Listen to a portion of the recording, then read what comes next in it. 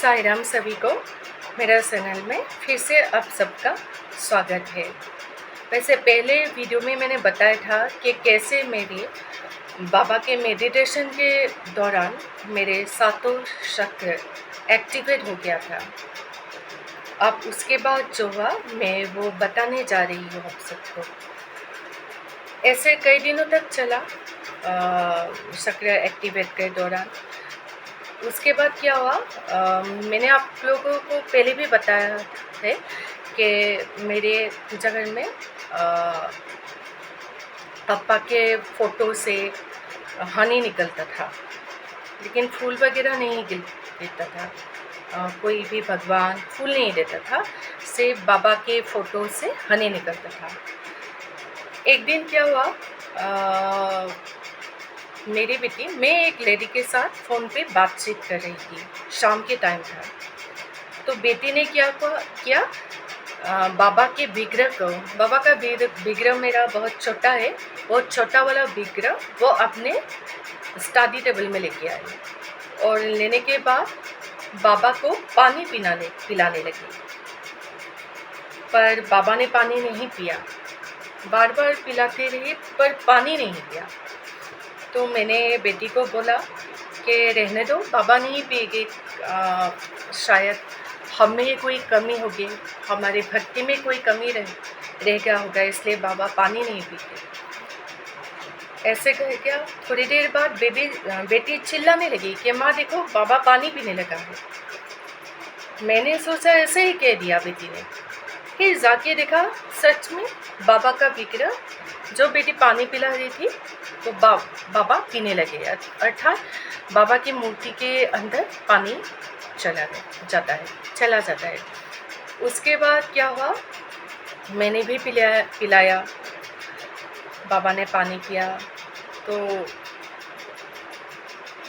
कैसा रहा होगा मेरा वो अनुभव, आप लोग समझ सकते हैं, एहसास कर सकते हैं।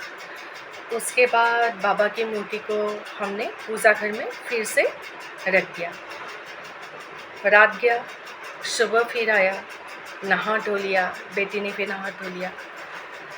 पूजा के जब टाइम आया सुबह में, मैं मेडिटेशन करने वाली थी, तो बेटी ने क्या बोला कि माँ, बाबा ने तो पानी पी लिया, अब एक काम करते हैं,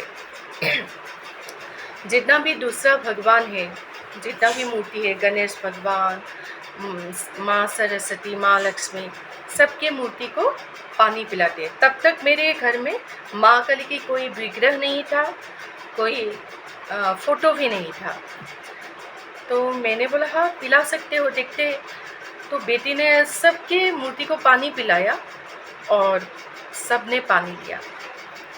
उसके बाद बेटी ने बोला, हम लोग के हिबिस्कस फ्लावर थे उस टाइम, बहुत सारा होता था हिबिस्कस, गुड़हल के लाल फूल, और एक सफ़ेद वाला फूल था। तो मैं रोज़ सुबह पूजा घर में देती थी, तो सबकी मूर्ति को मैंने फूल लिया था। उसके बाद बेटी ने बोला, अब एक काम करते हैं माँ, कि फूल मांगते हैं सबसे। बेटी ने फूल मांगा सबको, सबने बेटी के हाथ में फूल दिया। तो मुझे रोना आ गया। फिर मैंने भी मांगा फूल, मुझे भी दिया। मतलब समझ में आ गया कि मेरे पूजा घर जागृत हो चुके हैं। तो थोड़ा सा डर भी लगा कि अब मैं इस स्थिति में अपने भगवान को कैसे संभालूँगी। इतना नियम वगैरह भी मुझे नहीं आता, इतना कर भी नहीं सकती, तो कैसे मुमकिन हो पाएगा, आगे कैसे मैं संभाल पाऊँगी। उसके बाद ऐसे ही सिलसिला रहा, जब भी फूल मांगती थी देती थी। उसके बाद क्या हुआ, मेडिटेशन करती रही, नया अनुभव होने लगा। तो एक दिन रात को मैं बाबा के मेडिटेशन किया था। आप लोगों को पहले भी मैंने बताया कि मेरा कोई टाइम टेबल नहीं था मेडिटेशन करने का, जब भी समय होता था मैं कर लिया करती। उस दिन भी कई दिनों से ऐसा हो रहा था कि मैं शाम को मेडिटेशन करने लगी। सुबह तो करती थी और शाम को भी करती थी। सुबह में ऐसे ही गया फूल लेने में और मूर्ति को देने में ऐसे ही गया। तो शाम को मैं मेडिटेशन करने लगी बाबा के। सो उससे आगे क्या होता था, जब भी मैं मेडिटेशन करती थी कभी कभी मैं ऑटोमेटिकली मैं नृत्य करने लगी थी। अब क्यों करने लगी थी ये भी पता नहीं था। तो और इतना मज़ा आता था, और नृत्य भी वो ऐसे नृत्य नहीं, कोई क्लासिकल डांस इस टाइप का। उसके बाद उस दिन क्या हुआ, मैं मेडिटेशन करती रही बाबा की, करती रही। उसके बाद मुझे एक नया अनुभव हुआ।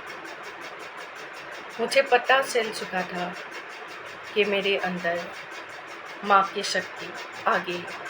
अब ये कैसे आई मैं बोलती हूँ आप लोगों को। उससे पहला वाला दिन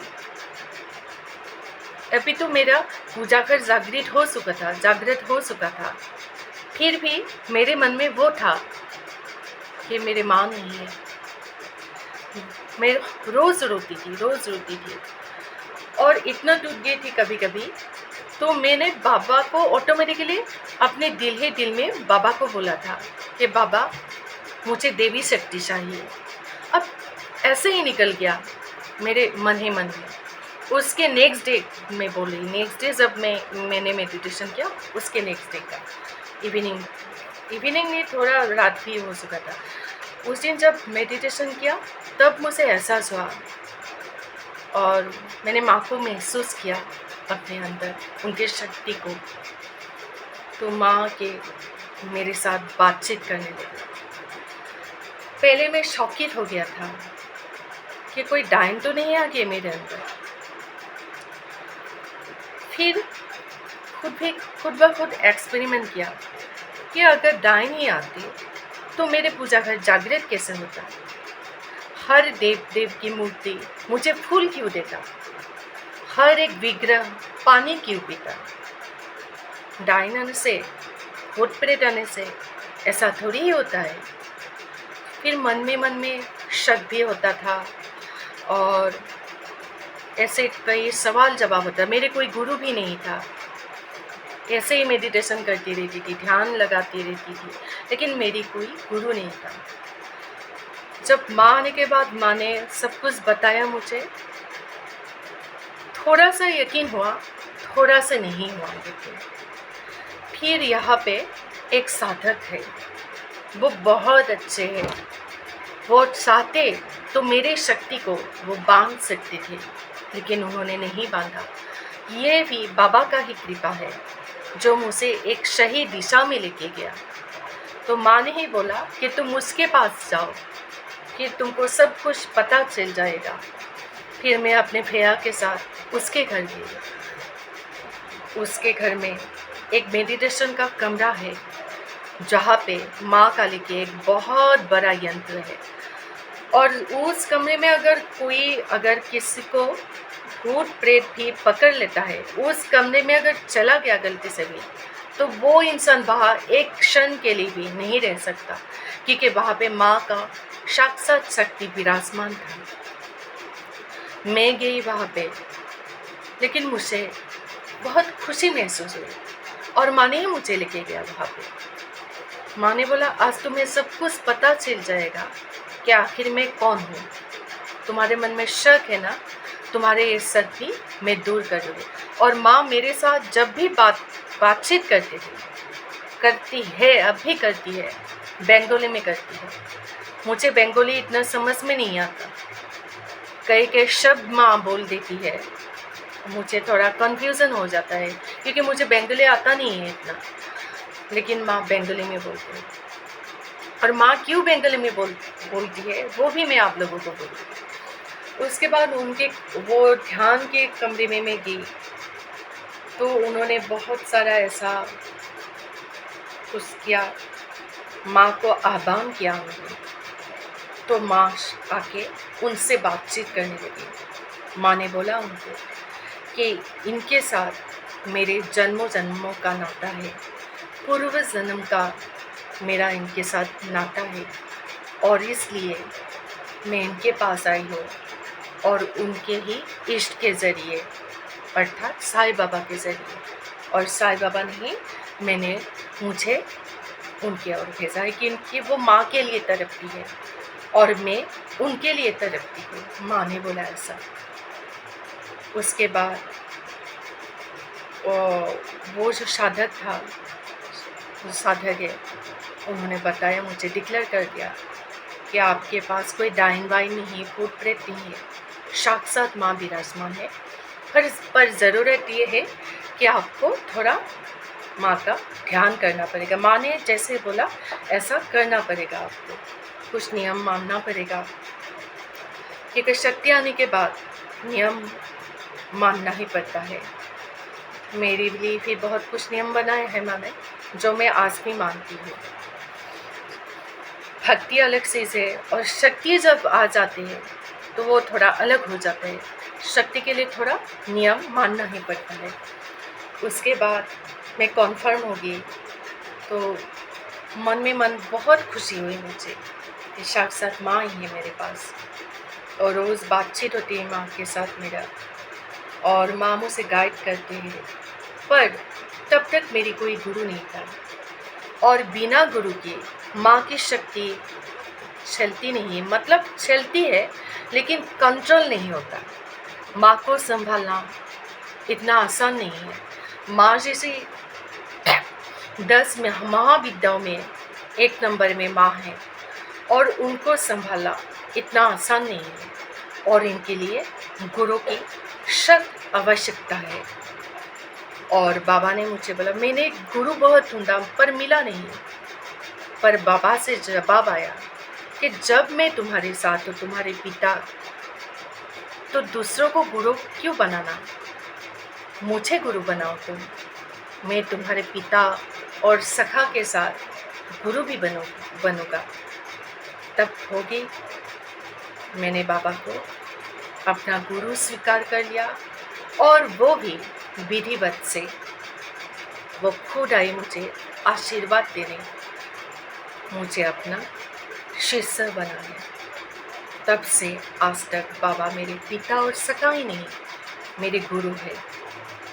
और पहले मेरा कंट्रोल नहीं था। माँ के आने के बाद मैं खुद ब खुद अकेले बात करती रहती थी। अगर दूसरे लोग देखते और सुनते तो मुझे पागल समझ लेती, पर वो पागलपन नहीं था, वो माँ की एनर्जी था जिसको मैं कंट्रोल नहीं कर पाती थी।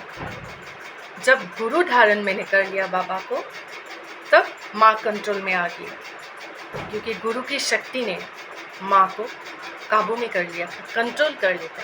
वैसे माँ को कोई कंट्रोल नहीं कर सकता, पर जब वो शक्ति के रूप में आ जाती है ना, तो उसको संभालना पड़ता है। नहीं तो मैं कुछ गलत कर देती। माँ को संभालना इतना आसान नहीं है ना, इसलिए मैं बाबा जब गुरु बनी तो माँ की शक्ति भी मेरे काबू में आ गई। आज कोई भी नहीं कह सकता कि मैं बेकाबू हूँ। कोई नहीं पकड़ सकता कि माँ मेरे अंदर आती है। उसके बाद क्या, एक नया सिलसिला शुरू हो गया मेरे। पर एक बात ज़रूर जान लीजिए, बाबा और माँ परीक्षाएं बहुत लेती है। स्टिल अब भी मेरी परीक्षा चल रही है। अब भी मेरी परीक्षा चल रही है, पर परीक्षा से डरना नहीं है, उनका डट के सामना करना है। हर परिस्थिति में अपने आप को मजबूत रखना है। माँ ये भी तो देखेगी कि उनके जो बेटी है वो कितना शक्तिशाली है, वो हर परिस्थिति को संभाल सकती है क्या नहीं। तो माँ उनको हर तरफ से, अपने बेटा या बेटी को, अपने बच्चे को हर तरफ से तैयार करती है। मुझे भी माँ और बाबा मिलकर तैयार कर रही है, और मेरे परीक्षा अब भी साल में। बस प्रार्थना ही है माँ और बाबा से कि चाहे जितना भी परीक्षा आप लोग क्यों ना ले, मुझे कुछ नहीं, आप दोनों चाहिए माता पिता के रूप में, क्योंकि मेरी कोई माता और पिता नहीं है। उन लोग के बिना, माँ बाबा के बिना मैं अपने जीवन का कल्पना भी नहीं कर सकती। मैंने पिछले जन्म में अपने जीवन गवाया है माँ के नाम पे, वो भी एक कहानी है। और अगर इस जन्म में भी मैं माँ के लिए मर जाऊँ ना, तब भी बहुत कम है मेरे लिए। माँ और बाबा के लिए अगर मेरा जीवन भी बलिदान हो जाए ना, तब भी बहुत कम है, क्योंकि उन दोनों से मुझे जो भी मिला ना, मेरे जीवन से बहुत ऊंचा है, बहुत ऊपर है। तो आज के वीडियो में इतना है। बस मुझे यही कहना है आप लोगों से, हिम्मत मत हारिए। परिस्थिति जो भी हो, हिम्मत मत हारिए। आप जो भी इष्ट को मानते हैं, जो भी भगवान को मानते हैं, उनको पकड़े रहिए, उनसे मुंह मत फेरिए। वो एक ना एक दिन आपका साथ जरूर देता है और आपको एहसास भी होता है और आगे भी होगा। तो आज का वीडियो बहुत लंबा हो गया मेरे स्टोरी बताने में, तो नेक्स्ट वीडियो के लिए वेट कीजिए। और आप लोग ज़रूर मेरी इस चैनल को सब्सक्राइब, लाइक और शेयर ज़रूर कीजिए। तो नेक्स्ट वीडियो के लिए सभी को साई राम।